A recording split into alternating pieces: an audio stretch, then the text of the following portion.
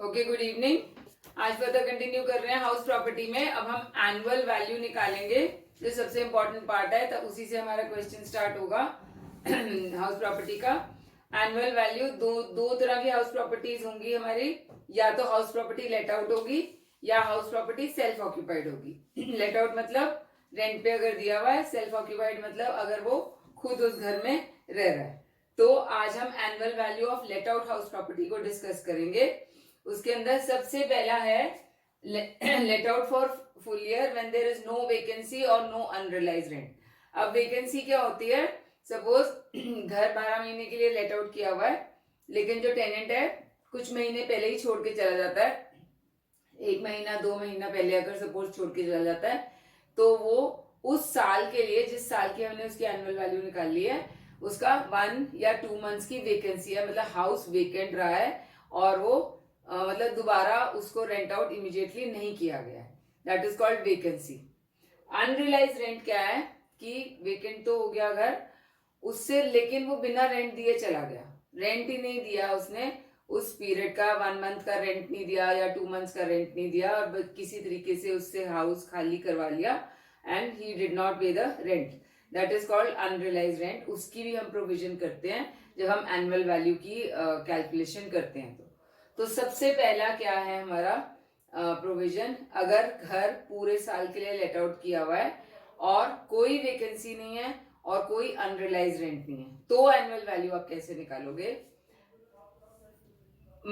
आपकी municipal rental value और fair rental value को कंपेयर करके जो हायर आएगा, उसमें से जो हायर वैल्यू आएगी उसमें उसको कंपेयर करोगे आप स्टैंडर्ड रेंट से, अगर स्टैंडर्ड रेंट एप्लीकेबल है उस एरिया में। तो अगर एप्लीकेबल है तो स्टैंडर्ड रेंट से कंपेयर करके दोनों में से जो लोअर आएगा वो ईआरवी आ जाएगी।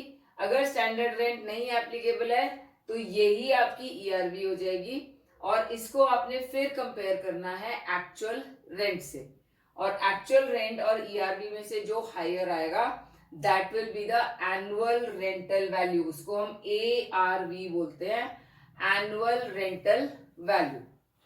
ठीक है, देन नेक्स्ट इज, पहले मैं इसकी इलस्ट्रेशन करा देती हूँ फर्स्ट वाले की, फिर आगे चलते हैं। दी हुई है क्या? यस, इलस्ट्रेशन नंबर 4 है, पेज 1.269 पे। Calculate the ARV from the following particulars given below. हमें एमआरवी और एफआरवी दी हुई है, इन दोनों से कंपेयर करके हायर हो गया 66 एफआरवी, और एक्चुअल रेंट है, सॉरी पहले स्टैंडर्ड रेंट हमें दिया हुआ है ए पार्ट में, तो 66 और 69 में से लोअर हो गया 66, और फिर उसको कंपेयर किया है हमने 72,000 से, तो 66 और 72 विच एवर इज हायर में एआरवी 72,000 आ जाएगी फर्स्ट केस में। सेकेंड केस में 66 में से हायर 66 है, स्टैंडर्ड रेंट से कंपेयर किया 60 तो भी 66 ही हुआ ईआरवी, और उसको कंपेयर किया 63 से, तो हमारा एआरवी इस केस में 66 आ जाएगा, higher of the two. Then question illustration number 5 है, हाउस नंबर ए का एमआरवी और एफआरवी कंपेयर किया 80 और 1 लाख, तो 1 लाख आ जाएगा। उसको स्टैंडर्ड रेंट से कंपेयर किया, लोअर में 70,000 ईआरवी आ गई। इसको कंपेयर किया 70 को 120 से, तो एआरवी हमारी 1,20,000 आ जाएगी। सेम फॉर बी, एफआरवी हायर है तो वो हायर ऑफ द टू हो गई, स्टैंडर्ड रेंट से कंपेयर किया तो एफआरवी इज लोअर, वो ईआरवी हो जाएगी। फिर उसको कंपेयर किया एक्चुअल रेंट से, तो हमारा एआरवी इस केस में 1 लाख आ जाएगा, क्योंकि हायर ऑफ द टू वही है। ओके, क्वेश्चन नंबर 4 है इसी से रिलेटेड, इसको यहाँ पे करके बता देती हूँ। From the particulars given below calculate ARV in each case. तो फर्स्ट केस में देखो,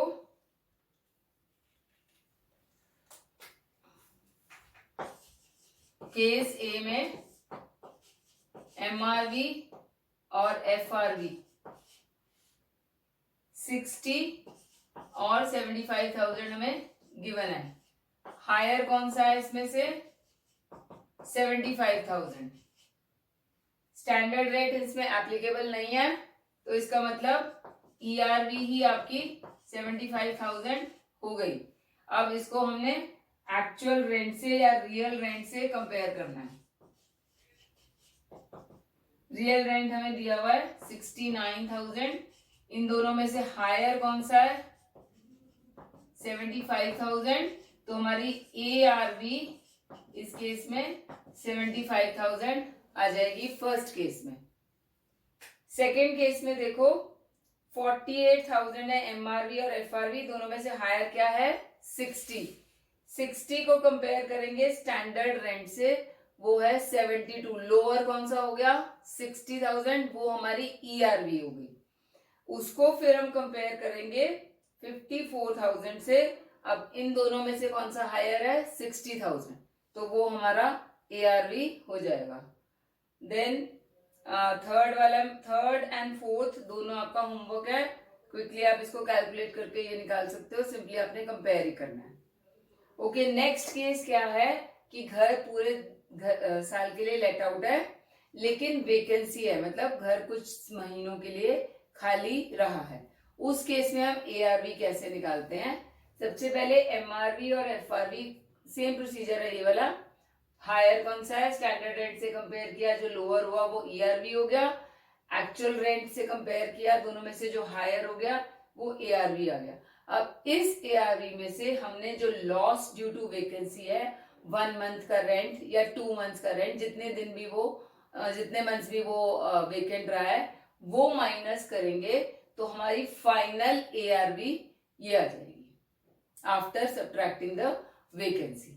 सो इससे रिलेटेड हाँ हमें दिया हुआ है इलस्ट्रेशन नंबर 6 है, calculate ARV from the particulars given below. Again MRV FRV भी में से हायर 66 है, कंपेयर करके स्टैंडर्ड रेंट से लोअर आ जाएगा 66, और एक्चुअल रेंट से कंपेयर किया 66 को 7,000 इंटू 12 7 84,000, तो हायर हो जाएगा 84,000 हमारा एनुअल वैल्यू या ARV आ जाएगी। फिर इन्होंने दिया हुआ है पहले फर्स्ट ऑप्शन में, house was vacant for full year during the previous year. अगर पूरे साल ही घर वेकेंट रहा है तो उसकी ARV नीली हो जाएगी, कुछ भी नहीं लेंगे। अगर घर पूरे साल वेकेंट रहता है तो हम उसकी ARV हमेशा नील रहते हैं। Second is house was vacant for 2 months during the previous year, तो हमारी इस केस में ARV निकली थी 84,000। यहाँ पे इस 84,000 में से माइनस लॉस ऑफ वैकेंसी करेंगे हम, कितने महीनों के लिए बंद था वो घर, मतलब वेकेंट था 2 मंथ्स के लिए। एक महीने का रेंट कितना है 7,000, 7 इंटू 2 14,000 आप माइनस करोगे, तो फाइनल आपकी ARV 70,000 आ जाएगी for the second case. Then next है आपका थर्ड केस में, एनुअल रेंट जो है 4,000 पर मंथ है एंड वेकेंट फॉर 2 months था। तो अब अगेन सेम प्रोसीजर, 66 में से हायर 66 है, कंपेयर करके 69 में से लोअर 66 हो गया। फिर कंपेयर करेंगे 66 इंटू 48, तो हायर कौन सा हो गया 66। अब इस 66 में से आपने 8,000 माइनस करना है, जो 2 महीने का रेंट था, तो आपका 58,000 फाइनल ARV आ जाएगी या नेट ARV आ जाएगी। Then next is third case है हमारा, अगर लेट आउट है और साथ में कोई अनरियलाइज्ड रेंट है। अनरियलाइज्ड रेंट मैंने आपको एक्सप्लेन कर दिया क्या होता है, सेम प्रोसीजर वही है स्टार्टिंग वाला। MRV FRV में से हायर जो आएगा उसको कंपेयर करेंगे स्टैंडर्ड रेंट से, स्टैंडर्ड रेंट से कंपेयर करके जो लोअर आएगा वो आ जाएगा ERV को अब हमने रेंट से कंपेयर करना है। अब यहाँ पर जो हमने रेंट लेना है वो माइनस अनरियलाइज रेंट करके फिर कंपेयर करना है। सबसे पहले आपकी ERV निकल आई ये वाली, ये यहाँ पे तो हम एक्चुअल रेंट ही ले रहे थे, वैकेंसी वैल्यू मैंने, यहाँ पे हमने एक्चुअल जो रेंट लेना है, अनरियलाइज रेंट माइनस करके जो आएगा उससे इसको कंपेयर करना है ERV को, फिर दोनों में से जो हायर होगा वो हमारा फाइनल ARV आ जाएगा। तो इससे रिलेटेड कुछ दिया हुआ है, यस हमें दिया हुआ इलस्ट्रेशन नंबर 7 है, सेम टाइप की इलस्ट्रेशन दी हुई है। ओके, MRV FRV में हायर कौन सा है 66, कंपेयर किया स्टैंडर्ड रेंट से, लोअर हो गया अगेन 66। अब 66 और 84,000 नहीं करना है हमने, 66 माइनस 66 एंड 2 मंथ्स का अनरियलाइज रेंट है, तो 7 2 14 माइनस करना है। हमारा ERV आया हुआ है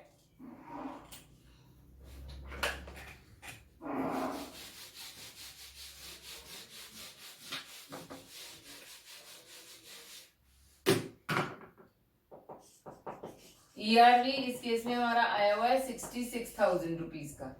ठीक है, अब हमारे को रेंट दिया हुआ है 84,000 का, 7 इंटू 12,000 7,000 इंटू 12 करके रेंट है हमारा 7,000 इंटू 12, 84,000 माइनस अनरियलाइज रेंट करेंगे 7 इंटू 2 14,000, तो हमारा 70,000 से इसको कंपेयर करेंगे 60 और 70,000 में से हायर कौन सा है 70,000, वो हमारा ARV होगा अगर अनरियलाइज रेंट दिया हुआ होगा तो।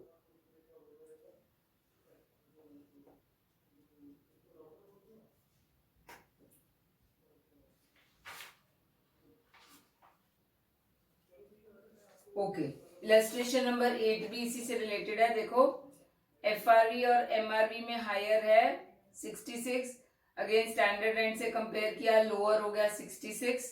अब अनरियलाइज रेंट इस केस में भी 2 मंथ्स का है, तो हमारा ERV इस केस में आ गया अगेन 66,000, जो हमारा रेंट है 6,000 इंटू 12 करके 12 6 72,000 है,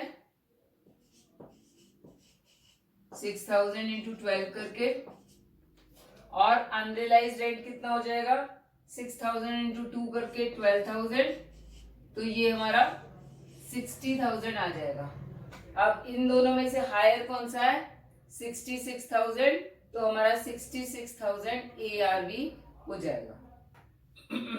अब अनरियलाइज रेंट का यहाँ पे डिडक्शन लेने के लिए कुछ कंडीशंस फुलफिल होनी चाहिए। वो कंडीशंस क्या है कि टेनेंसी बोनाफाइड होनी चाहिए, मतलब कोई छल कपट नहीं होना चाहिए उसमें। देन टेनेंट हैज वेकेटेड और steps are taken to vacate the house, उसने या तो वेकेट कर दिया है या सेसी को ये प्रूव करना होगा कि उसने एटलीस्ट स्टेप्स पूरे लिए हैं to vacate that house. Then tenant जो है वो is not occupying any other house of the assessee, जिसका वो पहले का घर है किसी और घर में भी नहीं है, और all efforts to realise the rent has been made, ये प्रूव करना होता है असेसी को ही प्रूव करना होता है that all efforts to realise the rent has failed, and unrealised rent जो पिछले सालों का होता है वो डिडक्ट करना अलाउड नहीं है, सिर्फ करंट ईयर का ही डिडक्ट करना अलाउड है। तो ये हमारी कुछ कंडीशंस हैं अनरियलाइज्ड रेंट की। ये आपका 5 मार्क्स का क्वेश्चन आता है थ्योरी का, what is unrealised rent and what are the conditions for unrealised rent, तो ये 5 मार्क्स में इसको एक्सप्लेन कर सकते हो। नेक्स्ट इज फोर्थ कंडीशन क्या होती है जब लेट आउट की, अगर लेट आउट है घर पूरे साल के लिए और अनरियलाइज्ड रेंट भी है और वेकेंसी भी है, तो उस केस में पहले प्रोसीजर सेम ही है, MRV FRV में से हायर, फिर स्टैंडर्ड रेंट में से लोअर, ERV आ गई। ERV में से जब आप रेंट को कंपेयर करोगे तो माइनस करके कंपेयर करोगे, फिर जो कुछ भी दोनों में से हायर होगा वो आ गया, उसमें से फिर से वेकेंसी माइनस करोगे तो फाइनल ARV हमारी आ जाएगी। इससे रिलेटेड कोई क्वेश्चन है तो करा देती हूं मैं। यस, इलस्ट्रेशन नंबर 9 हमें दी हुई है, हमें सेम है अगेन, MRV FRV हायर हो गया 66, और हमें दिया क्या हुआ है assessee could not realise the rent for 2 months and house also remain vacant for 2 months. तो अब पहले ईआरवी तक देख लेते हैं क्या करना है, उसके बाद आगे देखते हैं। ईआरवी हमारी आएगी 66 और 60 में से हायर 66 है, 69 से कंपेयर किया तो लोअर 66 हो गया, और रेंट है हमारा 84,000, तो 66 तो हमारी ईआरवी आ गई। रेंट है 84,000 माइनस अनरियलाइज्ड रेंट 2 महीने का, कंपेयर किया 70,000 66 को, तो हायर आ गया हमारा 70,000 इसमें से। अब इस 70 में से फिर से वैकेंसी माइनस करो 2 महीने की 14,000 रुपए, तो बाकी जो आपकी वैल्यू बन गई 56,000 रुपीज, ये आपकी एआरवी फाइनल एआरवी बन जाएगी। देन सेकेंड पार्ट में पूछा हुआ है what difference would it make if everything else remaining the same but actual rent received is 6,000। Procedure बिल्कुल सेम है, सिर्फ यहाँ पे अनरियलाइज रेंट माइनस 14 की जगह 12 माइनस हो जाएगा, वैकेंसी भी 12 माइनस हो जाएगी, तो वो थोड़ा डिफरेंस हो जाएगा इस केस में, तो आपने वो करना है। देन लास्ट हमारा केस है कि अगर प्रॉपर्टी सपोज एक साल में जैसे आपने परचेज ही सिर्फ सपोज 1 जून को करी और फिर लेट आउट करी है, या वो प्रॉपर्टी बनी ही सिर्फ मतलब कंस्ट्रक्शन ही उसकी 1 जून को कंप्लीट हुई है और फिर आगे लेट आउट हो पाई है, तो उस केस में जो हमारा एमआरवी एफआरवी वगैरह होता है वो हमने पूरे साल का नहीं लेना होता है। जैसे यहाँ पे इस हर एक क्वेश्चन में पूरे साल का दिया हुआ है, आपने प्रोपोर्शनेटली उन पर्टिकुलर मंथ्स का नहीं लेना है जिस मंथ्स में वो प्रॉपर्टी एग्जिस्ट ही नहीं कर रही थी एसएससी के पास, तो आपने प्रोपोर्शन, जैसे मैंने एग्जांपल 1 जून का लिया है, तो अप्रैल और मई में प्रॉपर्टी एग्जिस्ट ही नहीं कर रही थी एसएससी के पास, या तो उसने परचेज ही नहीं करी हुई थी या वो कंस्ट्रक्ट ही नहीं हुई हुई थी उन 2 महीनों के लिए, तो आपने वो 2 महीने माइनस करने हैं। 10/12 की आपकी एमआरवी और एफआरवी करेंगे और फिर उसको कंपेयर करेंगे। तो इससे रिलेटेड इलस्ट्रेशन नंबर 10 है, calculate the ARV from the following particular. अब हमारे को एमआरवी एफआरवी दोनों पर एनम दी हुई है, और घर देखो बना कब है, 31 मई को घर कंप्लीट हुआ है, दैट मीन्स 2 महीने के लिए घर एग्जिस्ट ही नहीं कर रहा था, चाहे उसकी डेट ऑफ लेटिंग बाद में है, डेट ऑफ लेटिंग तो और भी आ गया है 1 अगस्त को है, दैट मीन्स जून और जुलाई भी वो वेकेंट रहा है, तो जून और जुलाई वेकेंट रहा है, लेकिन वो एग्जिस्टिंग घर एग्जिस्टेंस में जब आया उसके बाद वेकेंट रहा है, तो हमने ये 2 महीने की वैकेंसी दिखानी है, लेकिन अप्रैल और मई में तो घर एग्जिस्ट ही नहीं कर रहा था, इसलिए 60,000 इंटू 10/12 और 66,000 इंटू 10/12 करके रिस्पेक्टिवली 50 और 55,000 आएगा। इन दोनों में से हायर कौन सा है, 55,000। फिर स्टैंडर्ड रेंट को भी 10 मंथ्स के लिए करेंगे तो वो आ जाएगा 52,500। दोनों में से लोअर कौन सा है, 52,500। अब इसके बाद हमने जो रेंट देना है वो 10 महीनों का ही लेना है, क्योंकि हमने वैकेंसी 2 महीने की दिखानी है, तो हमने रेंट जो है 1 अगस्त से नहीं लेना है, 10 महीनों का ही लेना है, जब से वो प्रॉपर्टी एग्जिस्ट करनी शुरू हुई है एसएससी के पास। तो 6,000 इंटू 10 करके रेंट आ गया हमारा 60, दोनों में से हायर कौन सा है 60, वो हमारी एआरवी होगी। उस एआरवी में से अब 2 महीने का रेंट यानी कि 12,000 रुपीज माइनस करके हमारी फाइनल एआरवी 48,000 रुपीज आ जाती है। तो इससे रिलेटेड आपको एक क्वेश्चन दिया हुआ है, क्वेश्चन नंबर 5, उसको भी कर लेते हैं।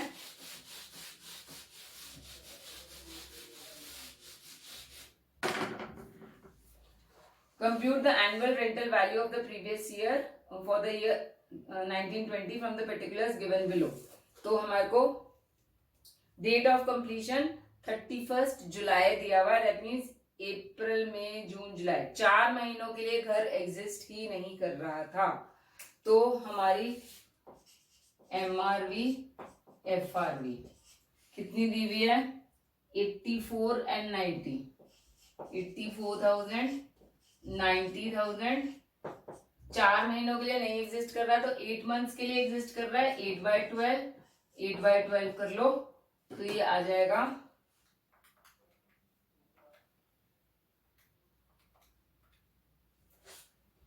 56,000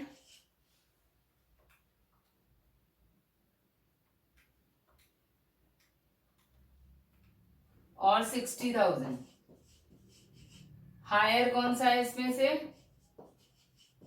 60,000। अब स्टैंडर्ड रेंट दिया हुआ है, स्टैंडर्ड रेंट 87,000 है। इसको भी 8/12 से कर लो,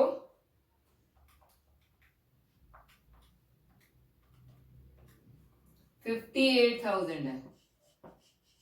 लोअर कौन सा है इन दोनों में से? 58,000। अब इसको रियल रेंट से कंपेयर करना है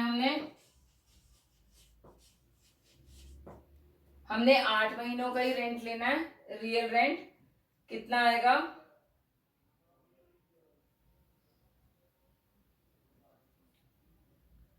अच्छा, अनरियलाइज रेंट भी दिया हुआ है।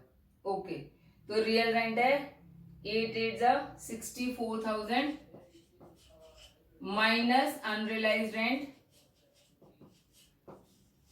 वो है 4,000 का। तो हमने 60,000 के साथ ये 58 को कंपेयर करना है। अब इन दोनों में से हायर कौन सा आ गया? 60,000। अब इसमें से वेकेंसी माइनस कर दो। घर एग्जिस्टेंस में आया 31 जुलाई को और लेट आउट हुआ है 1 अक्टूबर को। दैट मीन्स जुलाई, अगस्त, सितंबर 2 महीने के लिए वेकेंट रहा। तो 8 into 2 16,000 के लिए वेकेंट रहा। 16,000 मतलब लॉस ड्यू टू वैकेंसी है इसमें। तो ये माइनस करके 44,000 आपकी ARV आ जाती है फाइनली। ठीक है, अब next part of the chapter करा रही हूं म्यूनिसिपल। जब हम ARV निकाल लेते हैं उसके बाद हमने ARV में से म्यूनिसिपल टैक्सेस सबसे पहले माइनस करने होते हैं। ये म्यूनिसिपल टैक्सेस आपकी म्यूनिसिपल जो कमेटी है या कोई भी लोकल अथॉरिटी है जिसके अंडर ये प्रॉपर्टी आती है वो लेवी करती है ये वाले टैक्सेस। अब ये वाले ये अगर परसेंटेज में दिया होता है ये क्वेश्चन में, तो आपने इसको हमेशा ऑन MRV निकालना है, यानी कि म्यूनिसिपल रेंटल वैल्यू पे।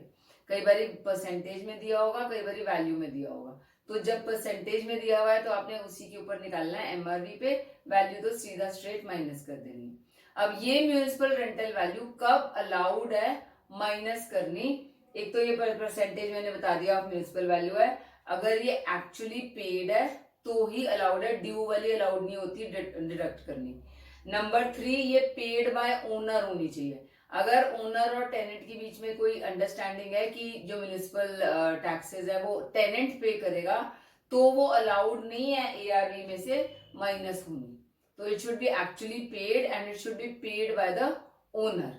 देन अगर ये स्टेट गवर्नमेंट लेवी करती है तो ये एप्लीकेबल नहीं है माइनस होनी, ये it should be levied only by the local authorities. Then अलग अलग नामों से होती है ये ना लेवी। कई बार इसको कुछ सेस बोल देते हैं, कुछ वाटर टैक्स बोल देते हैं, कुछ भी बोल सकते हैं। तो but it should be levied bye the local authority, तो वो हो जाएगी। उसके बाद आपका अगर हाउस प्रॉपर्टी फॉरेन कंट्री में है तो उस कंट्री का कोई भी जो टैक्स अलाउड है वो अलाउड, जो टैक्स मतलब कटता है वहां पे वो अलाउड है माइनस करना। क्यों हम फॉरेन प्रॉपर्टी की बात कर रहे हैं? क्योंकि जो रेजिडेंट्स होते हैं उनकी फॉरेन प्रॉपर्टी की इनकम भी इंडिया में टैक्सेबल होगी। And last is section 43B। ये बता देती हूँ क्योंकि आपकी बुक में दिया हुआ है, अदरवाइज एप्लीकेबल नहीं है आपको। ये एप्लीकेबल तब होता है म्यूनिसिपल टैक्सेस अगर आप डिडक्शन इसकी लेना चाहते हैं इन बिजनेस इनकम, तो सेक्शन 43 एप्लीकेबल भी होता है and it is not applicable to house property. House property income के लिए ये सेक्शन 43 भी एप्लीकेबल नहीं है, एक्सपेंसेस में से माइनस नहीं होता ये।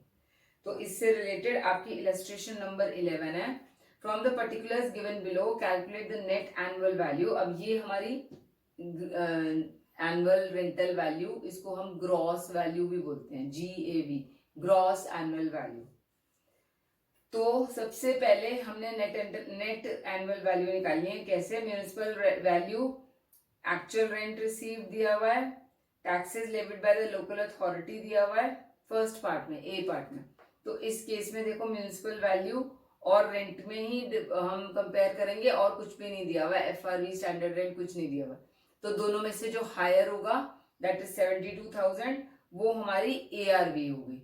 उस ARV में से अब हमने लोकल टैक्सेस सारे माइनस करने हैं, हाउस टैक्स और सैनिटाइजेशन सेस 7,000 रुपीज। तो हमारी NAV यानी कि नेट एनुअल वैल्यू आ जाएगी।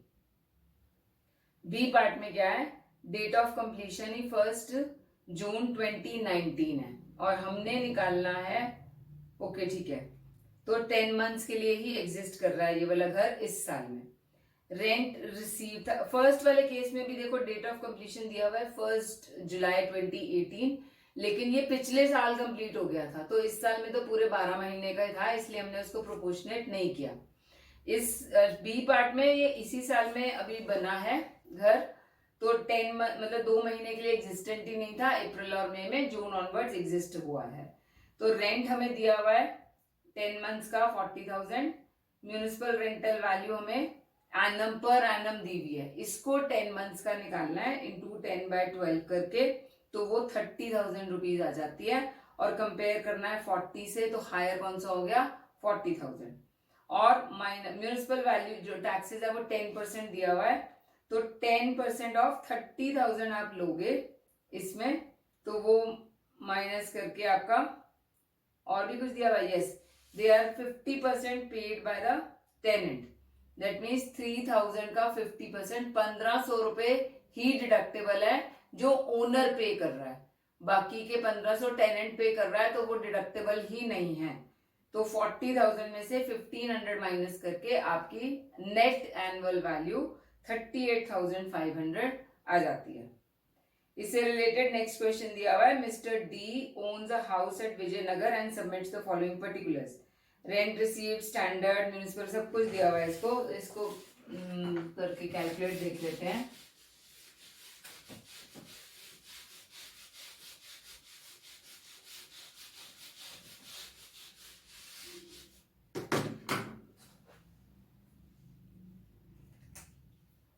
हमारे को म्यूनिसिपल रेंटल वैल्यू जो है, म्यूनिसिपल वैल्यूएशन दी हुई है 1,70,000 की, और फेयर रेंटल वैल्यू दी हुई है 1,72,000 की।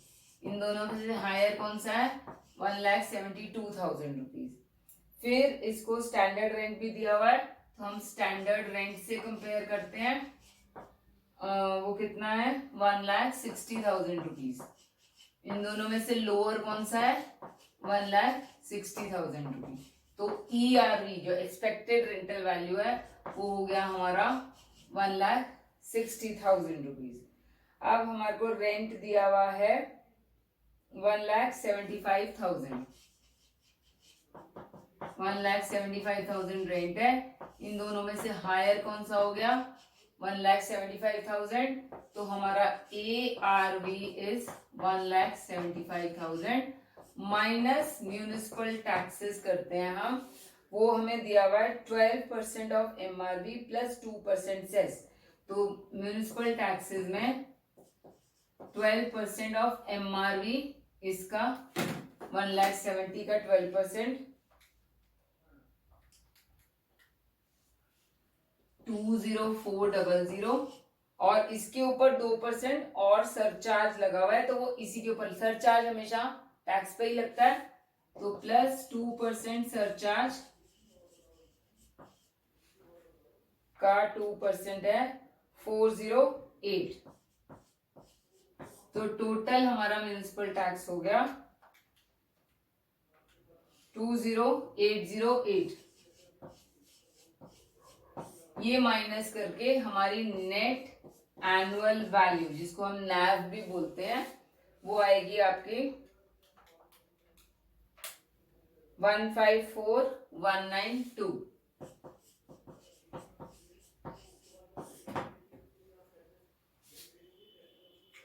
तो अब इसके बाद हमारा डिडक्शंस शुरू हो जाएंगी सेक्शन 24 में, तो वो नेक्स्ट क्लास में करते हैं। और इसके बाद में सबसे पहले आपको income from house property of annual value of self occupied house property discuss करके फिर डिडक्शंस स्टार्ट करेंगे। So we'll continue in the next class.